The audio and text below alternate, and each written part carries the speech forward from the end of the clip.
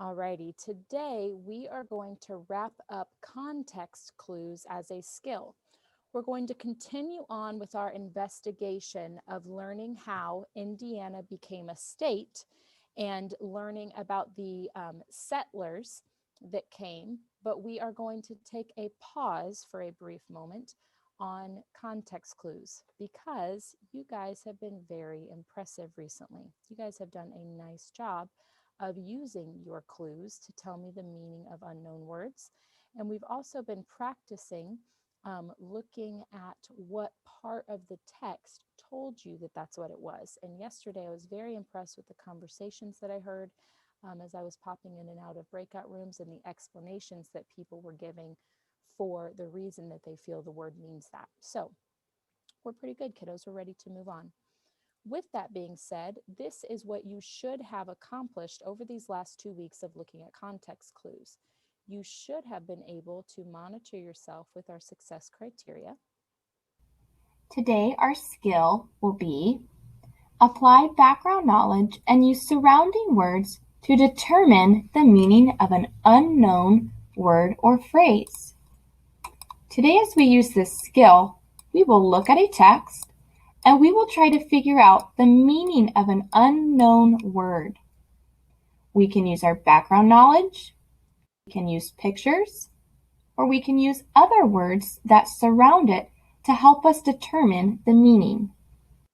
All right, so this is what we have been practicing. It's what you should be ready to go. Today, we're going to focus specifically on that background knowledge. So using what you've learned so far about settlers and the immigration to the lands that are now America and the expansion into the Northwest Territory. Those types of clues that you are using, remember, are called inferences. Inferences are when you are using your background knowledge to connect. You can also use examples and definitions where the author tells you what the word means or shows you a real life example. You can also use synonyms and antonyms, words that mean the same inside of a text and words that mean the opposite of a word inside of a text. This is a review of what you learned yesterday to kind of activate that background knowledge. So this is what we looked at yesterday with expanding west or going deeper into the lands that are now America. Hi, third grade, this is Mrs. Renelay. Yesterday, we saw this text in our lesson, and this text was all about how people in America started moving west after the 13 colonies were established. We learned that this land in the west was called the Northwest Territory.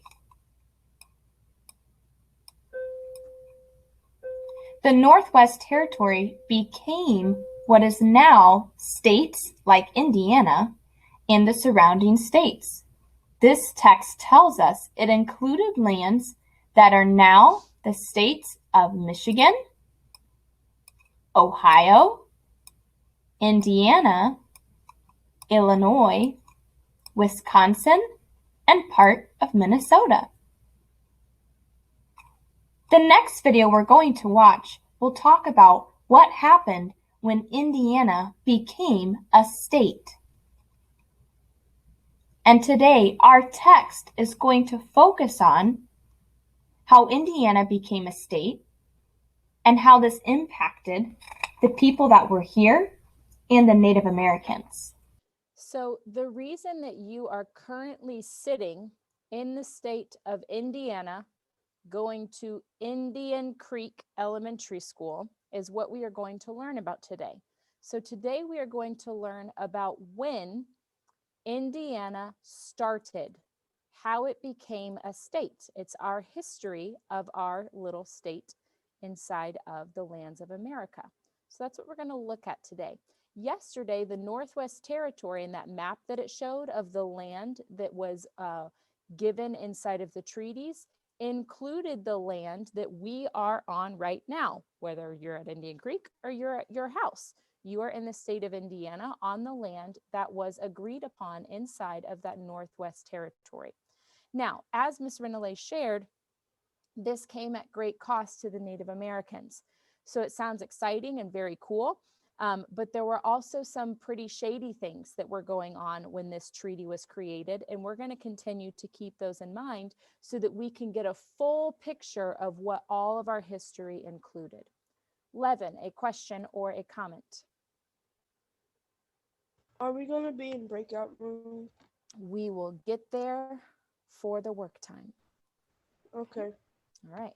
So again, this is how Indiana became a state. This is how we got the name Indiana, and we're agreed upon that this is the land that belongs to Indiana. July 4th, 1800, the U.S. Congress carved the Indiana Territory out of the larger Northwest Territory while preparing to grant statehood to an area known as Ohio. So if you remember from our map yesterday, this is the land that the Native Americans agreed to give up in a treaty.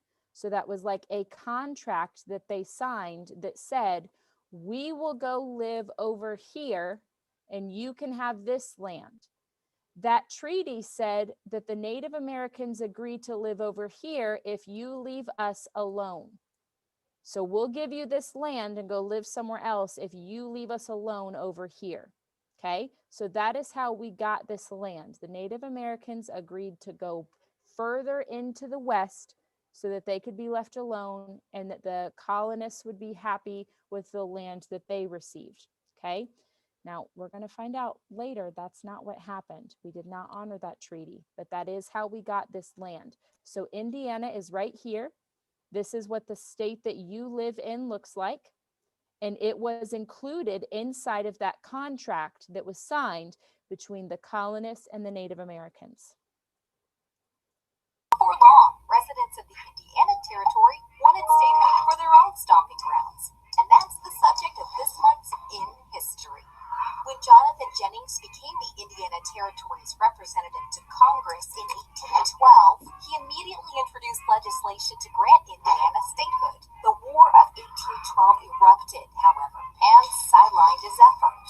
4 years later, the Indiana Territorial Legislature got the ball rolling again with a census to determine whether the territory's population was large enough to meet legal standards for statehood. The effort yielded a count of 63,897 individuals, proving the territory's eligibility. Having cleared this hurdle, organizers held a constitutional convention in June of 1816 in Corydon. On many days, the sweltering heat of summer forced delegates outside the stuffy territorial capital, where they worked instead beneath the shade of a giant elm tree.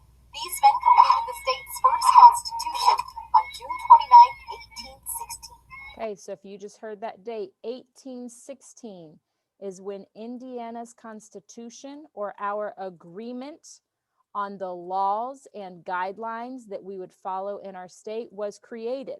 So Indiana is 204 years old. Oops, 204 years old. That is how old Indiana is. Okay, that's how long we have been a state. To kind of review again some information that you just heard, going back a tiny bit. Here we go. This number, 6,000 or 63,897. This is the number of people that were in all of Indiana at the time that we became a state. That's a very not great Indiana, but there it is. At the time that we became a state, there were 63,897 people here. 63,897 is a very, very, very small percentage of the amount of people that live inside of Indiana now. So we have a very large amount. 6,000 or 63,000 would be somewhere over here. There's a lot more people. We can look that up in a moment to get the exact number. But nonetheless to say, 63,000 was enough to say, yay, you're big enough to be a state. Go ahead and do that. So when the people who lived here decided that they wanted to become an official state, they met in this building. And as you heard, it was so hot. And if you remember, 200 years ago, there wasn't air conditioning. There weren't fans. There wasn't electricity to have things to help keep us cool. There weren't refrigerators with ice boxes to get a nice drink. So it was very stuffy and hot inside of these buildings. So the men who were creating the Constitution for Indiana did so under a tree. They went outside and found some shade to sit in to make the laws of our state. So it's just an interesting little fact. And now we will continue on. Shade of a giant elm tree. These men completed the state's first constitution on June 29, 1816. The state's first elections were held in August that same year, and the Hoosiers elected Jennings as the state's first governor. Be sure to join us in celebrating Indiana's bicentennial. All right. Bicentennial is 200 years. This video is 4 years old from when Indiana was only 200 years old. Now it is 204 years old. Okay. So today you are going to investigate further how Indiana became a state. You're going to look at a text that's going to give you some more deep information about what happened underneath that elm tree when the founders of Indiana decided to create its laws and rules and regulations and agreements and all of that. As you're doing so, you are going to encounter some words that you don't know or some words that might be difficult to know. Just like you have been, you're going to figure out the word, what it means, and the context clues. Here's some further direction. Your task today is going to be reading about the Indiana Territory as it was trying to become a state. We're going to practice using context clues to help us determine the meaning of unknown words. Alrighty. You will be given a word Sorry, I interrupted her. from our text today. You need to determine the meaning and type the meaning, and then explain what clues helped you determine the meaning of the word. Okay, so just like you have been, you will see some words to determine the meaning of, and you'll tell me what clues helped you. Inside of your activities right now on Seesaw, you will see at the top it says Context Clues Indiana Territory. Go ahead and open that up. Context Clues Indiana Territory. We've done the with your teacher. We've reviewed the expanding West information we learned yesterday, and we watched about how Indiana became a state today. We will watch the description of today's task, which was about what you're going to do. So now you're getting ready to go into breakout rooms. First, I'm going to put you in a breakout room by yourself to independently read or listen to the text about the Indiana Territory. I recorded myself reading this to you, and it took me 1 minute and 30 seconds to read. So this is going to be a very short breakout room. It's a pretty short passage for you to read. After you read it or listen to it independently, you're going to come back and I'll put you into some groups to figure out those 3 words. So by now, you should have been able to open up your response. You have your goal. You also have your notes. So if you are struggling with context clues, you have some notes to refer. Go to slide 2.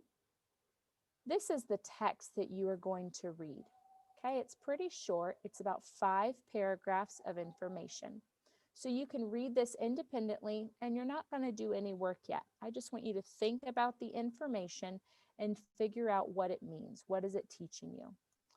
If you would like to listen to me reading this to you, you can click the play button. The Indiana Territory. And you'll be able to hear me reading it to you as well. I do want to highlight that you will notice some familiar names.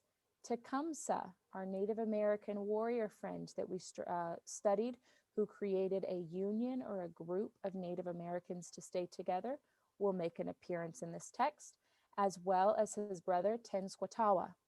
He is inside of this text as well because, as we know about their life, they fought in the War of 1812. So they were fighting against the settlers having access to the land of Indiana. Okay, so we're going to keep both sides of history in mind. It's not just an exciting, cool thing that we're a state. It came at a cost. There were people who did not want this to happen who were willing to fight for it. Okay, so we want to keep both of those in mind. But right now, in your breakout room, you are going to go read or listen to slide 2. Okay, that's it. Read or listen to slide 2, then we'll come back and talk about your work. A question before you go, Terrence. It never lets me leave the breakout room if I need to. That's correct. I have that set up. Alrighty, anything else? Okay, so you're going to go read or listen to slide 2. Okay, read or listen to slide 2. And again, you are on your own. You're going to be alone in the room, just reading to yourself or listening by yourself. I'll give you about 3 minutes. Okay, here you go.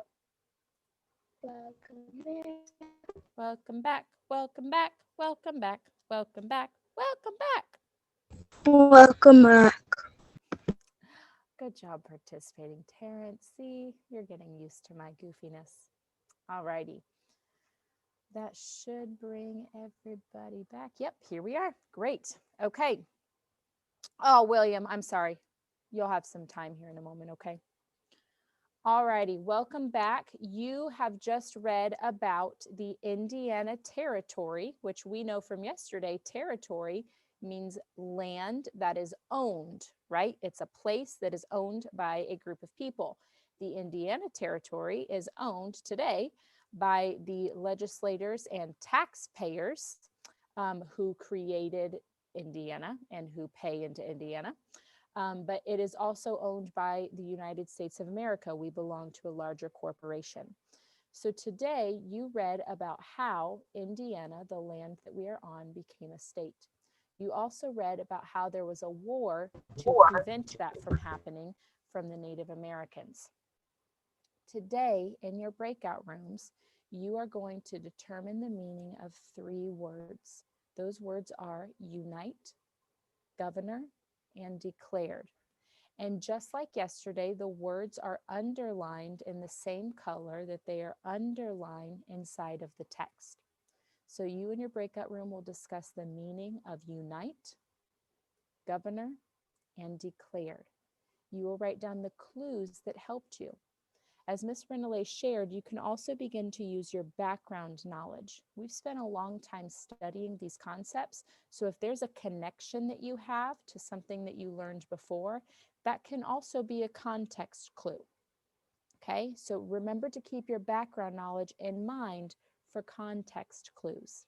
Okay, it doesn't have to be directly from the text if you know something about the world from another area of your knowledge. On slide 4, I'd like for you to share one thing you learned about our Indiana state today. So one thing that you learned that you did not know before, and it can come from the text that you read. It can also come from the video that we watched. So one thing that you learned, okay? And finally, as always, you will rate yourself on your success criteria for how you feel you have done on context clues using background knowledge and clues directly in the text, okay? Any questions on what you are getting ready to do inside of your breakout room? Any questions on what that expectation is? You are getting ready to go into your breakout rooms to work on slides 3 and 4. Slides 3 and 4. All right. I will be popping in and out to observe your working, but here are your invitations. Actually, Bye. you're forced to go. Bye. So, ladies and gentlemen, welcome back. And may I just say or show WOW. Wow. As I was hopping in and out and you were sharing your screens with me, I was very impressed by what you guys were able to come up with. There were some great conversations about combining meetings. I talked with Justin and Levin, and for one word, Justin thought something, Levin thought something else, and they realized we can put those together and have an even better meaning. Okay, I listened to other groups that were sharing their ideas, and they were able to respectfully say, I don't think it means that because look at this. And then kids were pulling up the text. Y'all are rock stars. You're experts and wonderful. Okay, Very, very, very impressed with your teamwork. We have come a long way inside of breakout rooms. So fantastic work today. Right now, you are getting ready to do one of two things. You are going to click on the orange check to save your work if you are not done. And remember, in order to be done, you have to have 3 meanings and 3 context clues, 1 for unite, 1 for governor, 1 for declared. You also need to have answered this question about one thing that you learned about Indiana, and you need to have shared if you do or do not feel successful. So if you have done all of those, you can click the green check. If you have not done all of those, you need to click the orange check to save your work as a draft. Okay, and we'll continue that context clues practice during your work time.